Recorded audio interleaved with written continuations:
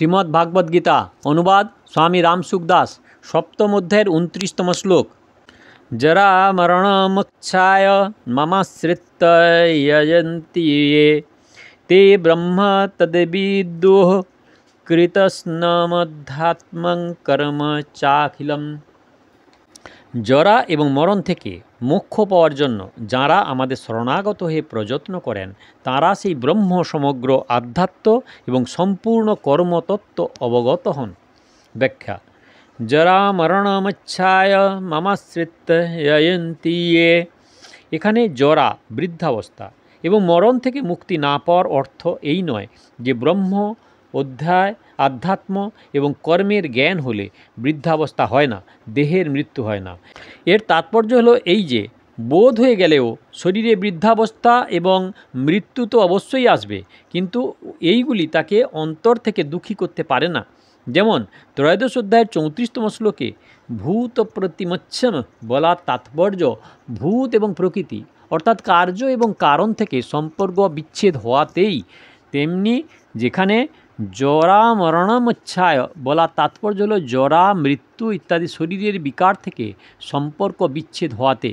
যেমন কোনো একজন যুবক যার এখনও বৃদ্ধাবস্থা বা মৃত্যু হয়নি, সে জরা মরণ থেকে মুক্ত, কিন্তু প্রকৃতপক্ষে সে জরা মরণ থেকে মুক্ত নয়, কারণ জরা মরণের মূল কারণ এই শরীরের সঙ্গে যতক্ষণ সম্বন্ধ থাকে ততক্ষণ জরা মরণ রহিত হলেও সে ওইগুলির থেকে বাস্তবে মুক্ত নয়।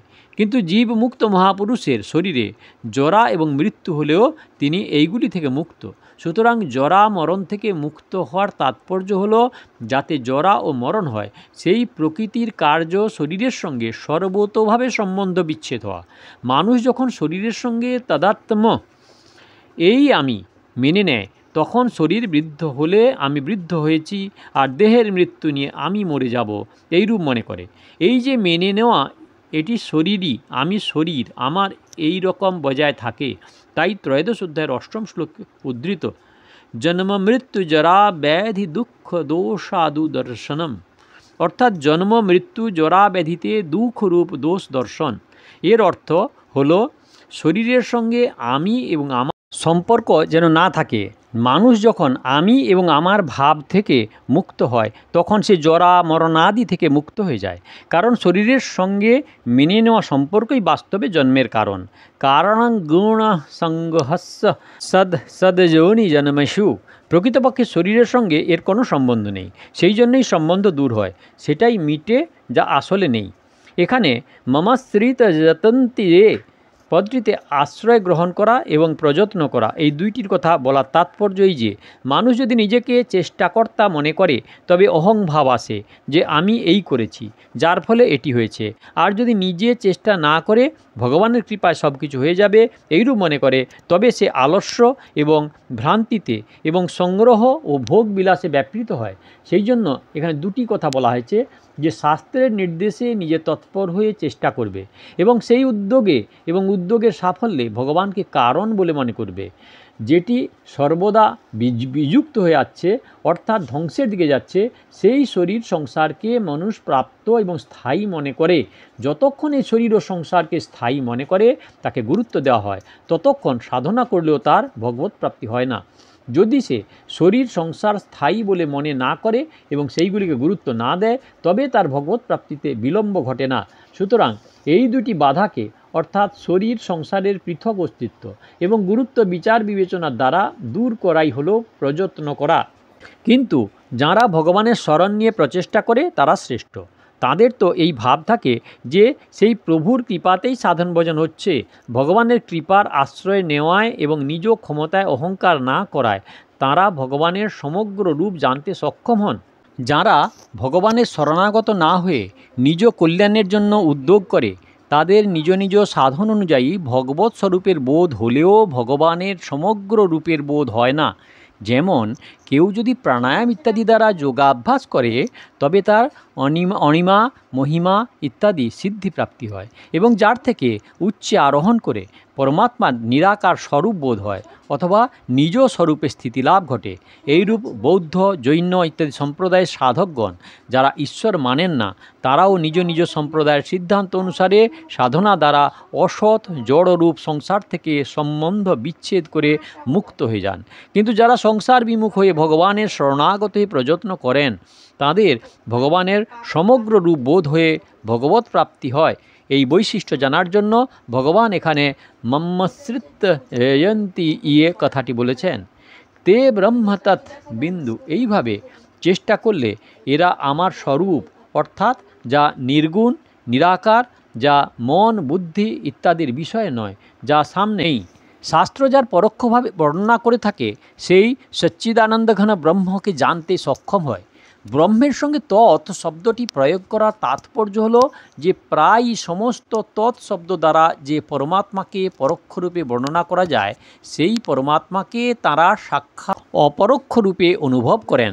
সেই পরমাত্মার সত্তা প্রাণীমাত্রে স্বতঃসিদ্ধ, কারণ এই পরমাত্মা কোনো দেশে নেই, কোনো সময়ে নেই, বা কোনো বস্তুতে নেই, বা কোনো ব্যক্তি বিশেষে নেই এমন নয়, বরং তিনি সর্বদেশে সর্বসময়ে সর্ববস্তুতে এবং সর্বব্যক্তিতে বিরাজমান। এইরূপ হওয়া সত্ত্বেও তিনি অপ্রাপ্তরূপে প্রতিভাত হন কেন?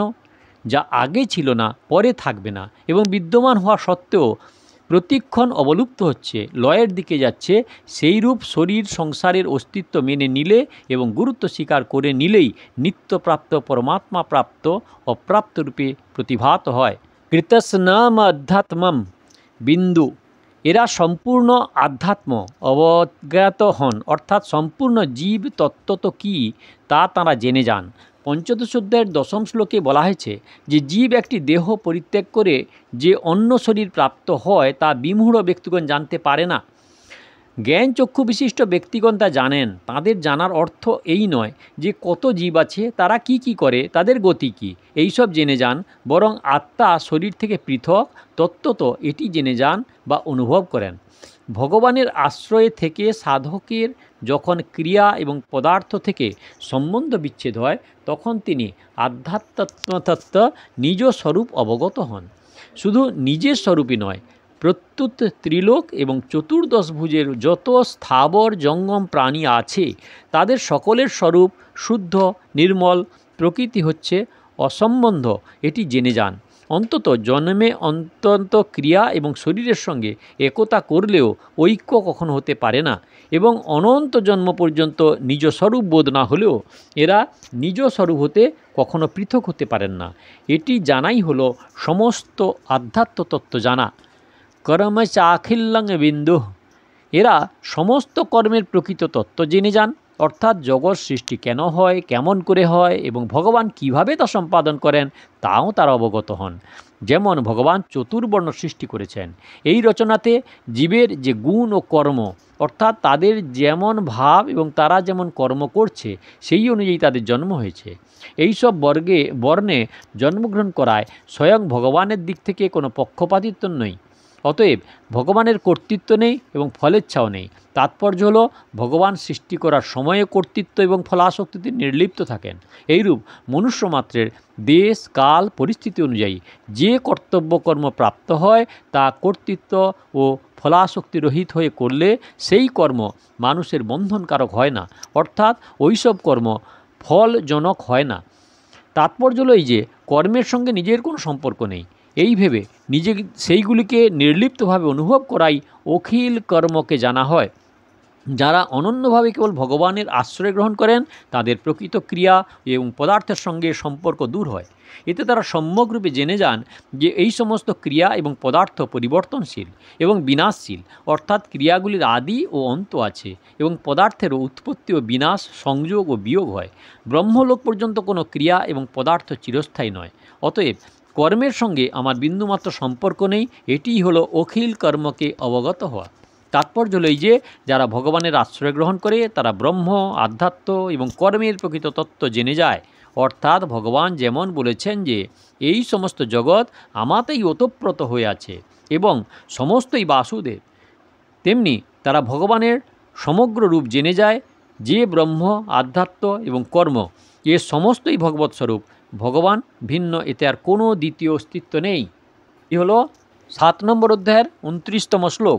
দয়া করে সাবস্ক্রাইব করুন, ভালো লাগলে লাইক করুন, শেয়ার করুন।